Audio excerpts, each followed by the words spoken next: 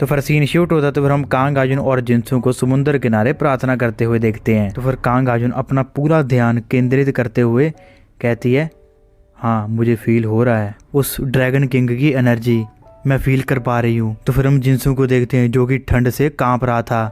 वो अपने मन ही मन कह रहा था यहाँ पर कितनी ठंड है। तो फिर कांग आजुन तभी कहती है, ओपा ये तुम क्या कर रहे हो? तो क्या तुम पूरी ईमानदारी से प्रार्थना नहीं कर रहे हो? तो फिर जिनसू कहता हाँ ठीक है।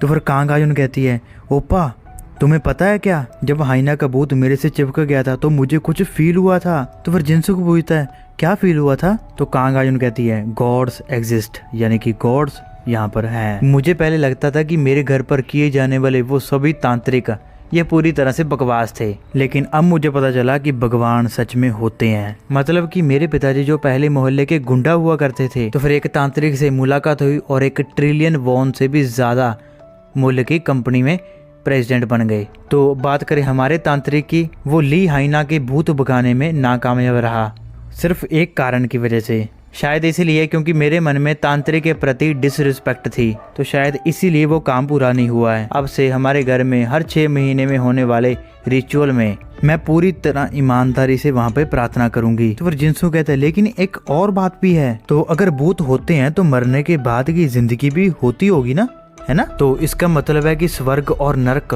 भी रियल है। तो क्या हमें आपसे काइंडली से पेश नहीं आना चाहिए? तो फिर कांग आजुन कहती है, ओपा क्या तुम सच में बेवकूफ हो? तो अगर स्वर्ग और नरक रियल होते हैं तो फिर इसमें इतनी बड़ी बात क्या है? तुम हमारे परिवार द्वारा जो तांत्रिक है उसको तो तुम जानती होगी, है ना? वो हमेशा मेरे पिताजी के दुश्मनों की कंपनियों के सीईओ को मौत के शराब और जादू टोना भेजती रहती है। तो कॉमन सेंस के अनुसार वो सभी काम आपको नरक में भेजने में पूरे सहायक होते हैं। फिर भी हमारा तांत्रिक, जिसे साफ साफ पता है कि मरने के बाद की दुनिया होती है, वो जानबूझकर वही काम करता रहता है। और वो पखंडी कुतिया जो अच्छाई की साक्षात मृत्यु होने का दिखावा करती थी, तुम्हें क्यों लगता है कि वो स्वर्ग भी नहीं जा सकती और इस इंसानी दुनिया में फंसकर मुझे ऐसे परेशान कर रही है? और लास्ट में चाहे ये दुनिया हो या अगली दुनिया, सब एक समान है। तो अगर आपके पीछे एक मजबूत कनेक्शन है तो आपको डरने की कोई जरूरत नहीं है। तो जब तक आप इस गॉड के अच्छे पक्ष में बने रहते हैं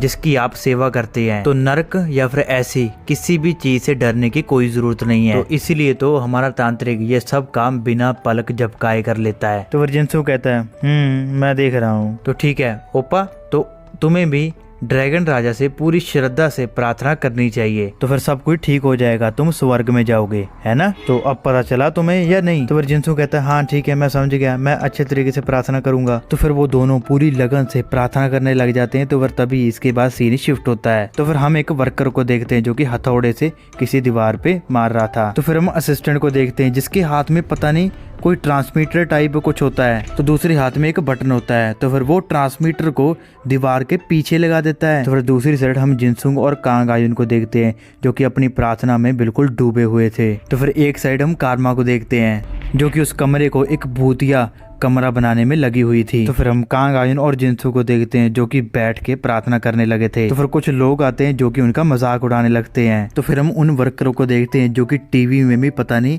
क्या कर रहे थे। तो एक साइड ये दोनों भगवान से प्रार्थना कर रहे थे और दूसरी साइड ये बंदे खुद भगवान बन रहे थे। तो फिर इसके बाद शाम हो जाती है, वो दोनों अभी भी प्रार्थना कर रहे थे। तो फिर फाइनली कमरे का काम खत्म हुआ। तो फिर असिस्टेंट कहता है हाँ अब ठीक है, ये काफी हद तक आकर्षित करने वाला होना चाहिए। जब वो समुद्र से वापस आएगी तो उसे कुछ भी अजीब नहीं लगेगा। तो फिर कारमा हंसते हुए कहती है कारमा आज रात का बेसब्री से इंतजार कर रही है कांग आयुन के भूतिया अपार्टमेंट में। जो यकीन ना करने वाली घटनाएं घटित होने वाली हैं वो ये हैं, जल्द आ रहा है बेबी। तो फिर रात का टाइम हो जाता है। तो फिर कांग आयुन और जिनसुंग समुद्र से वापस आ जाते हैं और रास्ते में बात कर रहे होते हैं। तो फिर तभी कांग आयुन कहती है हाँ समुद्र किनारे 2 दिन और 1 रात तंबू में रहना इतना घिनौना लगता है कि मैं तो मर ही जाऊंगी। हमें वापसी के रास्ते में किसी सोना में रुक जाना चाहिए था, लेकिन बेग डोरियो के अनुसार एक बार सारी प्रार्थनाएं पूरी हो जाने के बाद मुझे अकेले ही अपने अपार्टमेंट वापस जाना होगा। समुद्र के जल से भरे कप समक्ष अंतिम बार प्रार्थना करें और रात वहीं बिताएं। मैं अकेले कैसे सोऊंगी, मुझे तो अभी से डर लग रहा है। तो फिर जिनसू कहता है तो आप नेटफ्लिक्स क्यों नहीं चालू कर लेते और सोने की कोशिश क्यों नहीं करते? तो अगर आप कोई अमेरिका का शो देखते देखते सो जाते हैं तो क्या ये कम डरावना नहीं होगा? तो फिर कांग आयुन कहती है हाँ हाँ मुझे करना चाहिए। फिर कांग आजुन और जिनसुंग अपार्टमेंट में पहुंच जाते हैं। तो फिर कांग आजुन कहती है इस वीकेंड इतनी परेशानी देने के लिए तुम्हारा धन्यवाद, चलो अब तुम घर जाओ और थोड़ा केयरफुल रहना। तो फिर जिनसुंग कहता है हाँ आप भी। तो फिर हम देखते हैं कांग आजुन अपने अपार्टमेंट में आ जाती है और पासपोर्ट डाल के दरवाज़ा खोलती है। वो धीरे धीरे करके दरवाज़ा खोलती है और थोड़ा डरते हुए अंदर देखती है। तो वो उन्हीं गिलासों की तरफ देखती है जो कि अभी भी वैसे ही भरे के भरे हुए थे। तो फिर कांग आजुन कहती है एक डोरिया ने तो कहा था कि अगर कप जरा सा भी हिले तो मेरी तो वाट लग जाएगी, मुझे अब हर पल सावधानी से चलना चाहिए। तो फिर वो फ्रेश होती है। तो फिर वो फ्रेश होते हुए जैसी वो बाहर निकलती है तो फिर वो टीवी ऑन करती है। तो कोई शो चल रहा था, कोई गंजा सा आदमी स्क्रीन पर आता है। ये तो मुझे ब्रेकिंग बैड वाला कैरेक्टर लगता है जो कहता है आरवी में बैठ जाओ। तो फिर तभी कोई बंदा जोर जोर से चिल्ला रहा था। तो फिर और भी हमें फोटोज हमें दिखाई जाती हैं। तो फिर इसके बाद हमें अंत में बताया जाता है कि इसका सीजन अगला आएगा। तो फिर कांग आजुन थोड़ा हैरान हो जाती है। तो फिर तभी टीवी में कोई बोलता है आगे बढ़ो नौजवान और तुम हाइजीन बग बन जाओगे। तो फिर कांग आजुन थोड़ा गुस्से में कहती है अरे यार ये किस तरह का ड्रामा होने वाला है, और मैंने तो वो अमेरिकन शो के सारे सीजन पहले ही खत्म कर दिए हैं। तो फिर वो टाइम देखती है। तो फिर वो कहती है अब तो मुझे सच में सो जाना चाहिए। तो फिर कांग आजुन थोड़ा डरती हुई कहती है अरे मुझे तो सोने में डर लग रहा है, अब मैं क्या करूं। तो फिर वो कहते चलो छोड़ो, मैंने इतनी देर तक और इतनी श्रद्धा से प्रार्थना की है, भला मेरा क्या हो सकता है। तो फिर हम देखते हैं कांग आजुन किसी की आवाज़ सुन के जल्दी से उठ जाती है। तो फिर वो देखती है टीवी ऑन हो गया था अपने आप, जिसपे कि सिग्नल नहीं आ रहा था। तो कांग आजुन कहती है ओह ये क्या है, मैंने तो OTT चालू ही छोड़ दिया था, तो फिर ये स्टैटिक क्यों आ रहा है। तो फिर वो बहुत ही डरने लगती है और अपने मन में सोचती है क्या ये किसी प्रकार की भूतिया घटना तो नहीं है, मुझे ये कुछ गलत लग रहा है, भूत हो या ना हो लेकिन पहले मुझे टीवी ऑफ करना पड़ेगा। तो जैसे कांग आजुन अपनी जगह से उठती है टीवी बंद करने के लिए, तो वो समुद्र के पानी से भरा हुआ गिलास अपने आप गिर जाता है और सारा पानी फैल जाता है। तो जिसको देख के वो बहुत ही ज्यादा डर जाती है, बहुत ही ज्यादा हैरान हो जाती है। तो फिर कांग आजुन कहती है हाउ ये कैसे। तो फिर हम असिस्टेंट और कारमा को देखते हैं जो कि ये पूरा शो देख रहे थे। तो फिर उनमें से कोई कहता है पानी का प्याला अपने आप हिलने लगा। तो फिर कारमा हंसने लग जाती है। तो फिर कारमा कहती है एक दिन पहले चुपचाप किए गए गुप्त आंतरिक कार्य के दौरान। तो फिर हमें बताया जाता है कारमा ने कागज के कप के निचले हिस्से में उभरे हुए भाग में छोटे छोटे छेद किए थे। तो फिर उन्होंने जादू के प्रदर्शन में इस्तेमाल होने वाली महीन फ्लोरोकार्बन लाइन ली और उसके उनके चारों ओर कुछ बार लपेट दिया। और उस लाइन को इतनी जोर से किसने खींचा, ये सवाल होगा आपका। तो फिर इसका आंसर है ये एक silence modify remote control electric fishing reel थी और गद्दे के फटे हुए निचले हिस्से के नीचे छिपा हुआ। पहली नजर में कांग आजुन का अपार्टमेंट बिल्कुल साधारण दिखता है, लेकिन एक्चुअल में ये पूरी तरह से भरा हुआ है स्टेज मैजिक के सभी प्रकार के प्रॉप्स और डिवाइसेस। तो फिर असिस्टेंट कहता है फाइनली शो शुरू होने वाला है, the climax and finale of project divine punishment, और इस हंटेड हाउस में शुरू हो चुका है। तो फिर हम कांग आजुन को देखते हैं जो कि बहुत ही ज़्यादा डर जाती है। तो फिर हम कांग आजुन को देखते हैं जो कि कहती है ये सब क्या हुआ, ये कप अपने आप हिल गया, ये क्या बकवास है, किसी भी हालत में कप अपने आप नहीं गिर सकता, ये तो सरासर बकवास है, मैं क्या करूं। उस तांत्रिक ने कहा था अगर ये कप गिर गया तो मैं 100% मर जाऊंगी। तो फिर वो अपना फोन निकालते हुए कहती है नहीं ये ठीक नहीं है, अब अगर हालात ऐसे हो चुके हैं तो अब मुझे सीधा उस तांत्रिक से बात करनी होगी। तो फिर कांग आजुन उस बाबा को कॉल करती है, असिस्टेंट को। तो फिर अगले ही पल जैसी असिस्टेंट के पास कांग आजुन की कॉल आती है तो फिर वो उसे वॉइस मेल में डाल देता है। तो फिर कांग आजुन को फ़ोन में से जवाब आता है कि कॉल का जवाब नहीं दिया गया है, वॉइस मेल पर रीडायरेक्ट किया जा रहा है। तो फिर इतना सुन के वो बहुत ही ज़्यादा शॉक हो जाती है। तो फिर वो कहती है वॉइस मेल पे अगर आप जवाब नहीं देना चाहते तो ठीक है, लेकिन आप फ़ोन क्यों काट रहे हैं, अभी इतनी देर भी नहीं हुई है, तुम मेरा कॉल क्यों नहीं उठा रहे हो। तो अगर आप घटिया सामान बेचते हैं तो कम से कम बिक्री के बाद थोड़ा सपोर्ट तो मिलना चाहिए ना कमीने। तो फिर इतना बोलते वो थोड़ा शांत होती है। तो फिर वो कहती है नहीं ये ठीक नहीं है, मुझे अपने अंकल को कॉल करनी चाहिए, उनको मुझे ले जाने के लिए मुझे कहना होगा। तो फिर तभी असिस्टेंट कहता है ट्रांसमिशन टीम जैम कांग आजुन का फ़ोन। तो फिर वो कहते हैं जी हाँ मैं समझ गया। तो फिर हम देखते हैं अगले ही पल कांग आजुन के फ़ोन से अजीब सी आवाज़ें आने लग जाती हैं, जिसको देख के वो बहुत ज़्यादा इरिटेट हो जाती है। तो फिर वो कहती है ये क्या था। तो फिर वो अंकल को कॉल करती है, लेकिन कोई नेटवर्क नहीं आ रहा था फोन में। तो फिर कांग आयुन थोड़ा डरते हुए अपने मन में सोचती है, आजकल तो पहाड़ की चोटी पर भी सिग्नल मिल जाता है, मैं अचानक अपने ही अपार्टमेंट में बिना इंटरनेट के कैसे हो गई। तो फिर वो 1 सेकंड के लिए थोड़ा शांत होके सोचती है और ये सब होता है इन सब डरावनी भूतिया घटनाओं के ठीक बाद। तो फिर वो बहुत ही ज़्यादा डरते हुए कहती है, मुझे लगता है अब इसके बारे में अब मुझे कोई डाउट नहीं है, ये हाइना का भूत ही है, हाइना का भूत मेरे पीछे आ रहा है। तो फिर कांग आयुन अचानक से जोर जोर से हंसने लग जाती है। तो फिर वो कहती है, वाह यार, लगता है आजकल मेरा दिमाग सच में खराब हो रहा है, हा भूत इस दुनिया में, हाँ बिल्कुल मुझे पता है ये सिर्फ इत्तेफाक है, बस टाइमिंग यूं ही मैच हो गई, हाँ। जैसे कि कब की बात करें तो मेरा कमरे में इतना अंधेरा था तो शायद मैंने अनजाने में उसे ठोकर मार दी होगी। और रही बात टीवी की, ये इलेक्ट्रिशियन तो कभी भी अचानक खराब हो सकते हैं, है ना। जी हाँ, यही तो है मफीन कानून, कुछ मफीन कानून जैसा ही है। मैं तो भूतों या फिर ऐसी किसी भी बकवास चीज पर विश्वास कर ही नहीं सकती। उस कमीनी यौन कारमा की वजह से मैं थोड़ी देर के लिए थोड़ा घबरा गई थी। भूत जैसी कोई चीज नहीं होती, मुझे पता है। तो फिर तभी उसका ध्यान विंडो की तरफ जाता है जिसपे कि पर्दा धीरे धीरे हवा की वजह से उछल रहा था। तो फिर धीरे धीरे करके हवा तेज होने लगी, वो पर्दा भी धीरे धीरे करके ज़्यादा हवा से उछलने लगा।